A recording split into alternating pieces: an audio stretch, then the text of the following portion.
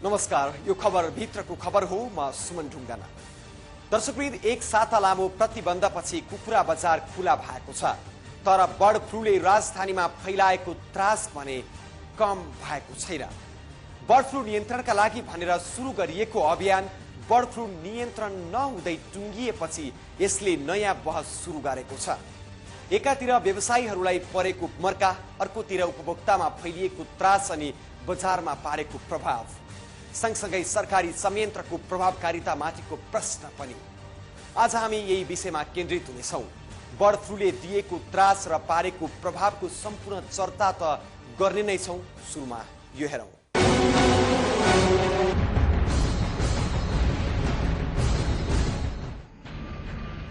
श्रावण 2 गते भक्तपुरका केही कुखुरा फर्ममा एक्कासी बर्ड फ्लूको संक्रमण भेटियो। त्यसपछि एकपछि अर्को गर्दै उपत्यकाका कुखुरा फर्महरूमा बर्ड फ्लूको संक्रमण भेटिएको खबर सार्वजनिक हुँदै गयो। सरकारलाई पनि बर्ड फ्लू भेटिएका फर्ममा पुगेर कुखुरा, अण्डा र स्रोतजन्य वस्तु नष्ट गर्न निकै हम्मे भयो।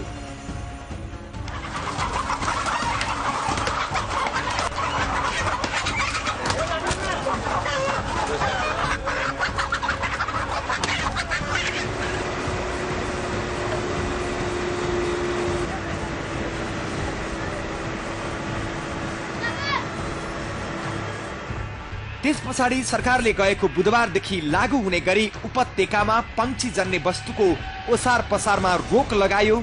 एक साताका लागि र बिहिबार एक साता पुगेको छ, तर पनि बर्ड फ्लूको संक्रमण भेटिएका खबर भने निरन्तर आइरहेका छन्। श्रावण 2 गतेदेखि यता भक्तपुरमा मात्रै 52 स्थानमा बर्ड फ्लूको संक्रमण भेटिसकेको छ। सरकारले लगाएको प्रतिबन्धको एक साता पुगेपछि बिहिबारबाट पंक्षी र पंक्षीजन्य वस्तुको ओसार पसार खुला गरिएको छ, तर रोकिएको भने छैन बर्ड फ्लू संक्रमणको खबर। बिहिबार कुखुरा बिक्री खुला भएकै दिन भक्तपुरका झौखेल, सिपाडोल लगायतका 8 स्थानमा फेरि बर्ड फ्लूको संक्रमण भेटियो। सुरुमा एक्कासी कुखुरा ओसार पसारमा प्रतिबन्ध लगाएको सरकार फेरि संक्रमण नरोकिएको अवस्थामा किन प्रतिबन्ध फुकुवा गर्दैछ, जसका कारण एकातिर सरकारी निकाय विवादमा तानिएको छ भने अर्कातिर बजारमा बर्ड फ्लूको त्रास झन बढ्दैछ। कृषि तथा सरकारी मन्त्रालयले व्यवसायीहरूसँग छलफल गरेर बिहिबार बेलुकीदेखि संक्रमण नभएका पंक्षीको ओसार पसार गर्ने निर्णय गर्यो। सरकारका अनुसार प्राविधिक चेक जाँच गरी कारोबार खुला गर्ने निर्णय गरिएको हो, जसका लागि काठमाडौँका 4 नाका नागढुङ्गा, सागा, फर्फिङ र नागार्जुनमा सरकारी प्राविधिकले क्वारेन्टाइन चेक गर्नेछन् र चेक गर्दा स्वस्थ भेटिएका कुखुराको मात्र कारोबार हुनेछ। ओसार पसारका लागि पंक्षी बर्ड फ्लू मुक्त भएको प्रमाणपत्र हुनुपर्नेछ। सरकारले प्रतिबन्ध लगाएपछि व्यवसायी आक्रोशित भए र त्यसपछि बाध्य भएर संक्रमण भेटिने क्रम निरन्तर भइरहेको अवस्थामा पनि फेरि प्रतिबन्ध फुकुवा गर्यो सरकारले। उता यसो गर्ने नै थियो भने किन बर्ड फ्लूको संक्रमण भेटिने बित्तिकै यही नीति अख्तियार गर्न सकेन सरकारले भन्ने व्यवसायीहरू पनि छन्। जे होस्, सरकारले एक सातापछि पंक्षीजन्य वस्तुको ओसार पसारमा खुला गरेको छ। व्यवसायी खुसी पार्न सरकारले गरेको यो निर्णयले कस्तो प्रभाव पार्नेछ यो भने हेर्न बाँकी नै छ। सरकारी अधिकारी र व्यवसायीहरूको कुरा विश्वास गर्ने हो भने आत्तिहाल्नुपर्ने अवस्था छैन। उपत्यकाका कुखुरा बजारमा लानु अगाडि अनिवार्य रूपमा स्वास्थ्य परीक्षण गर्नुपर्ने पशु सेवा विभागले बताएको छ, अनि विभिन्न नाकाबाट उपत्यका भित्रने कुखुराको पनि परीक्षण गर्नुपर्ने व्यवस्था मिलाइएको छ। सोही आधारमा बिहिबारदेखि कुखुराको मासु बजारमा उपलब्ध हुन थालेको छ, तर बजार पहिले जस्तो सामान्य भने छैन। प्रसङ्ग जोड्नेछौँ विश्रामपछि। विगत लामो समयदेखि तपाईको सेवामा समर्पित नेपाल च्यानल्सको इजी प्याकेज। इजी प्याकेजका विशेषताहरू: नेपाली, हिन्दी र अंग्रेजी गरी 18 टिभी च्यानल्सहरू हेर्न सकिने, आइफोन, आइप्याड, स्मार्टफोन, कम्प्युटरबाट पनि हेर्न सकिने, मात्र $700 $7 नै उपलब्ध। तपाईको टेलिभिजनबाट हेर्नका लागि सेटअप बक्स किन्नु पर्ने मात्र 700 एन। हजुर, अब मात्र 700 एन।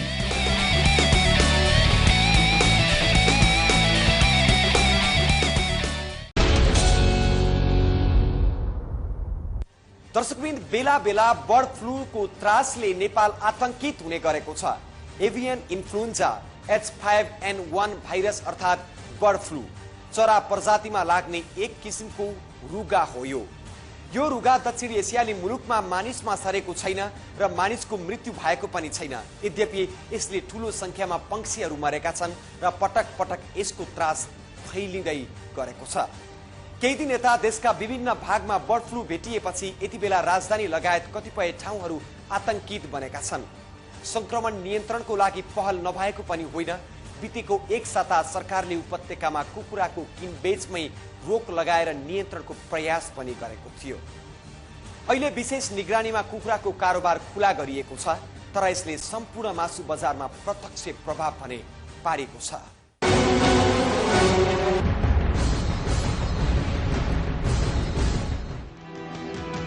मासु बजारको सबैभन्दा ठूलो हिस्सा ओगटेको कुखुराको मासु बिक्री वितरणमा एक साता रोक लगाइएपछि व्यवसायीदेखि उपभोक्तासम्म प्रभावित बने।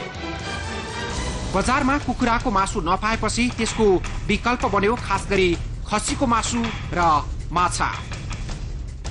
जब कुखुराको मासुका ग्राहक पनि खसी र माछातर्फ लाग्न थाले, त्यो बाध्यताले सम्पूर्ण मासु बजारलाई प्रभावित बनाइदियो। माग बढेसँगै व्यवसायीले खसीको मासुको मूल्य बढाए। त्यसै पनि महँगो खसीको मासु बन्द कुखुरा बजारले झनै उकासियो।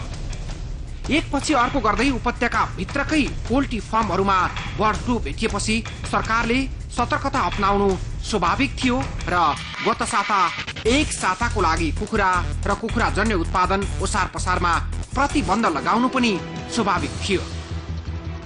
अनि कुखुराको मासु प्रतिबन्धित भएपछि र रोगको संक्रमणको डर भएपछि उपभोक्ताले त्यसको विकल्प खोज्नु पनि स्वाभाविकै थियो। बर्ड फ्लूको संक्रमण बढेपछि सरकारले कुखुरा बेच्न प्रतिबन्ध लगायो र त्यससँगै खाली भयो यो पसल र त्यो सँगै रहेको एउटा मासु पसल र कुखुरामा प्रतिबन्ध लगाएपछि खसीको मासु किन्नेहरू ग्राहकहरू बढे र यो क्षेत्रमा आउने यो पसलमा आउने ग्राहकहरू पनि अहिले यो पसलमा घुइँचो बढेको छ। तर स्थानीयहरू भन्दैछन्, उपभोक्ताहरू भन्दैछन्, कुखुरामा बर्ड फ्लू देखिएपछि खसीको दर रेटमा भाउ आकाशिएको छ। हामीले मासु किन्नै छोडिसक्यो, चिकन त किन्नै छोडिसक्यो। त्यही भएर अब बच्चाहरूलाई माछा लगेर खुवाउँ भनेर। माछा पनि त्यस्तो त न्युजमा दिएको छैन नि त समाचारमा, त्यही भएर मासु चिकन खान छोडिदिनु। हजुर, अहिलेसम्म चाहिँ खाएको छैन, न्युजमा सुनेदेखि चाहिँ खाएको छैन। हुन त अहिले कुखुराको मासु बिक्री खुल्ला भइसकेको छ, तर पनि उपभोक्ता ढुक्कसँग खरिद गर्न सक्ने अवस्थामा छैन। कारण बिक्री खुल्ला गरिए पनि बर्ड फ्लू नियन्त्रण भएको छैन। अनि खसीको मासुमा उपभोक्ताको चाप बढेपछि खसीको मासुको मूल्य अस्वाभाविक रूपमा वृद्धि भएको छ। हुन त बर्ड फ्लूले थलिएका कुखुरा व्यवसायको क्षति अपूरणीय छ र बजारमा बढेको भाउसँग त्यसको तुलना हुन पनि सक्दैन। तर अहिले बजारमा देखिएको मूल्य वृद्धि स्वाभाविक भने छैन। उपभोक्ताको गुनासो छ व्यवसायीले मौकाको फाइदा उठाएर मनोमानी ढंगले मासुको भाउ बढाएका छन्। हामी माछातिर बढी अलिकति आकर्षित भएका छौँ। अब कुखुरा खायो भने फेरि यहाँ अरू सर्वसाधारणको के छ भने खसीको मासु अत्याधिक महँगो, माछाको रेट अलिक ठिक्क भएकोले ग्राहकहरू बढी चाहिँ माछातिर आएका छन्। त्यो सरकारको अनुगमन हुनुपर्ने हो। अब सम्बन्धित निकायले अनुगमन नगरेपछि अब यस्तै हो, जहिले पनि बेला बेलामा अब डिमान्ड अनुसारको चाहिँ त्यो आपूर्ति हुन सकेन भने भाव चाहिँ बढ्छ नै। खसीको माछाको व्यापार त बढेको छ, त्यो राम्रै हो होइन, तर कतिपय के छ यो जुन यसको प्राइस जुन छ होइन त्यसको चाहिँ कन्ट्रोल छैन। कसैले मनमर्जी बढाइराखेको छ होइन, यता किनभने यता मार्केटको के अरे के भन्छ डिमान्ड बढी भयो होइन, त्यस कारणले के अरे भाउ पनि मन परि गरिरहेको छ अहिले के, त्यो चाहिँ अलिकति हुन्छ। अहिले खसी मसिनलाई जहाँसम्म 800 रुपियाँ पुर्याइदिएको छ क्या 700 रुपियाँ पहिले होइन त्यसै यसलाई पनि सरकारलाई ध्यान दिनु जरुरी हुन्छ के खसीको मासुमा भएको मूल्य वृद्धि उपभोक्ताको आरोप मात्रै होइन र सम्पूर्ण उपभोक्ता यसको मार खेपिरहेका छन्। मासु व्यवसायी पनि आफूहरूले अहिले पहिले भन्दा बढी मूल्यमा मासु बिक्री गरिरहेको स्वीकार्छन्। तर उनीहरूको कुरा सुन्दा लाग्छ उनीहरूसँग पनि आफ्नै समस्या छ। व्यवसायीका अनुसार बजारमा जिउँदो खसीको मूल्य नै बढेको छ र पहिलेको मूल्यमा मासु बेच्न सकिने अवस्था छैन।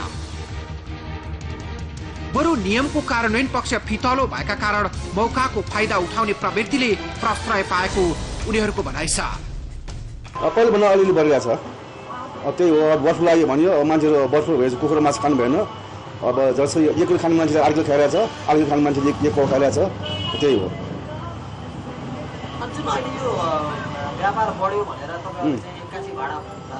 हामीले व्यापार बढ्यो भनेर एकैचोटि भाडा बढायो भने कि उल्टा खसीकै भाउ बढाएको छ कि जुन बजारमा हामी खसी ल्याउँथ्यो त्यहाँ अहिले चाहिँ 425 रुपियाँ छ जिउँदो किलोको।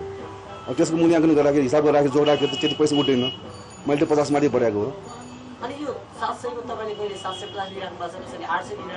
त्यो त लिइरहेको छ अरे मैले सुनेको एफएममा सुनेको 825 सम्म लिइरहेको छ भन्ने सुने। भयो नि त्यो त भइरहेकै छ नि त्यही त भन्ने सुने। अब यहाँ कानुन छैन केही छैन होइन त्यसै कारण लागि सबै चाहिँ जसले जे गरे पनि भइरहेको छ। अब त्यसको लागि चाहिँ अब के गर्नै पर्ने हो सरकारले होइन। जस्तो बजारमा पनि जानुहोस् बजारमा पनि खसीको भाउ नबढाउनुहोस् होइन त्यही हिसाबले हामीले यहाँ पनि भाउ बढाउँदैन।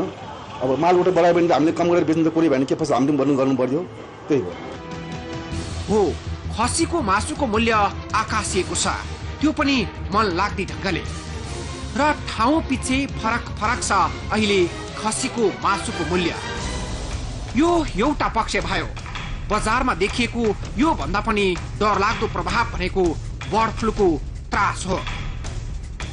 एकपछि अर्को फर्ममा बर्ड फ्लू पुष्टि भइरहँदा र कुखुराहरू नष्ट गर्नुपर्ने अवस्थाको अन्त्य भइ नसक्दै प्रतिबन्ध फुकाउँदा आम उपभोक्ता त्रसित छन्। उपत्यकाका प्रमुख नाकामा विशेष जाँचपछि मात्रै कुखुरा भित्राउने त भनिएको छ तर बजारमा बिक्री हुने सम्पूर्ण कुखुरा स्वास्थ्य परीक्षणपछि मात्रै बेचिन्छन् भन्नेमा उपभोक्ता ढुक्क छैनन्। कुखुरामा लागेको H5N1 भाइरस यदि मानिसमा सर्यो भने कस्तो अवस्था होला तपाई आफै अनुमान लगाउनुहोस्। सुन्दा सामान्य लागे पनि बर्ड फ्लू प्रति अति नै सचेत बन्नुपर्ने आवश्यकता छ। बर्ड फ्लू प्रमाणित भएपछि प्रभावित इलाकामा सन्तास निम्तनु स्वाभाविकै हो तर त्यसमा पनि लापरवाही भएको छ। व्यवसायी र सरकारी अधिकारीको थप भनाइसहित उपस्थित हुनेछौं तर यो विश्रामपछि। विगत लामो समयदेखि तपाईको सेवामा समर्पित नेपाल च्यानल्सको इजी प्याकेज। इजी प्याकेजका विशेषताहरू नेपाली, हिन्दी र अंग्रेजी गरी 18 टिभी च्यानल्सहरू हेर्न सकिने। आइफोन, आइप्याड, स्मार्टफोन, कम्प्युटरबाट पनि हेर्न सकिने। मात्र 700 एन $7 नै उपलब्ध। तपाईको टेलिभिजनबाट हेर्नका लागि सेटअप बक्स किन्नु पर्ने। मात्र 700 एन। हजुर अब मात्र 700 एन।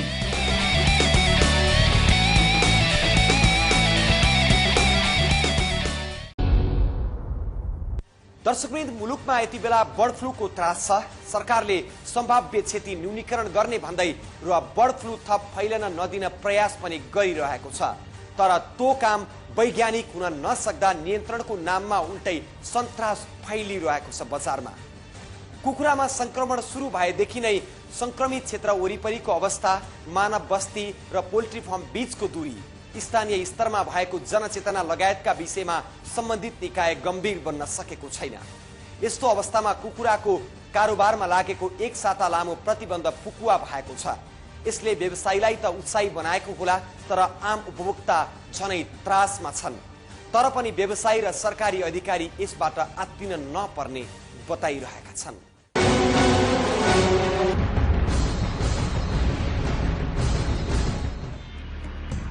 2065 सालमा झापामा पहिलो पटक देखिएको बर्ड फ्लूको संक्रमण अहिलेसम्म आइपुग्दा 150 भन्दा बढी पटक देखिसकेको छ। झन पछिल्लो समय श्रावण 2 गते यता भक्तपुरमा मात्रै 52 स्थानमा देखियो। हुन त अहिलेसम्म मानव जातिमा सरेको छैन बर्ड फ्लू, जसलाई सुखद मान्नुपर्छ। तर जुन रूपमा बर्ड फ्लू नियन्त्रणको लागि सरकारी र व्यवसायिकका तर्फबाट हातेमालो गर्दै काम हुनुपर्ने हो, त्यसो भने हुन सकेको छैन। श्रावण 2 गते भक्तपुरमा बर्ड फ्लू भेटिएपछि सरकारी तर्फबाट पंक्षीजन्य वस्तुमा ओसार पसारमा प्रतिबन्ध लगाउनु र व्यवसायीका तर्फबाट त्यसलाई सहयोग नगर्नु, प्रतिबन्ध फुकुवा गर्न दबाब दिनु र त्यसैको आडमा सरकार बाध्य भएर प्रतिबन्ध फुकाउनु एउटा गैर जिम्मेवार पान हो भन्दा अतियुक्ति नहोला। महामारी फैलन सक्ने भन्दै लगाइएको प्रतिबन्ध एक्कासी किन फुकायो सरकारले? सरकारको अबको नीति के हुन्छ त? टेस्ट गरेर फार्मबाट फ्लू ए नेगेटिभ अथवा बर्ड फ्लू नभएपछि मात्रै, फेरि है अर्को कुरा, फ्लू ए नेगेटिभ आयो तर कुखुराहरू फार्ममा मरिरहेका छन् भने पनि हामी त्यसलाई कन्फर्मिटी टेस्ट गरेर मात्रै गर्छौँ। यदि मरेका छैन, नर्मल छन् र फ्लू ए नेगेटिभ आयो भने बजार जान्छ, त्यो स्वास्थ्यको हाम्रो टेस्ट रिपोर्ट दिन्छ प्रयोगशालाले होइन। भएन भने यदि मरिरहेका छन्, बिरामी छन् भने त्यो कन्फर्मिटी टेस्ट भन्छ, पिसिआर टेस्ट, त्यो गरेर मात्रै बाहिर जाने। हामीले त्यो निर्णय पालना गर्नुपर्ने जो हो, सबै स्टेक होल्डरलाई बोलाएर यो चाहिँ सबैको समन्वयमा रोग पनि बाहिर नजाओस्, स्वस्थ कुखुरा पनि होस् र चाहिँ उपभोक्तालाई पनि एस्योर होस् भने दुई रोग पनि नियन्त्रण होस्, उपभोक्तालाई एस्योर होस् कि रोगी आउँदैन भन्ने कुरा, त्यो हिसाबले हामीले यो निर्णय लिएको हेर्नुहोस्। अब एउटा कुरा, ओसार पसार नियन्त्रण हामीले किन गरेका छौँ भने पहिला तपाईँलाई मेन उद्देश्य यो रोग काठमाडौँ भ्यालीबाट बाहिर पनि गएर, मैले अघि भनिसकेँ, व्यावसायिक रूपमा पालन गरेर जिल्लाहरूमा आक्रान्त त्यहाँ पनि नपाएर जस्तो ठिक छ भनेर म यहाँबाट ग्यारेन्टी गर्न त सक्दैन।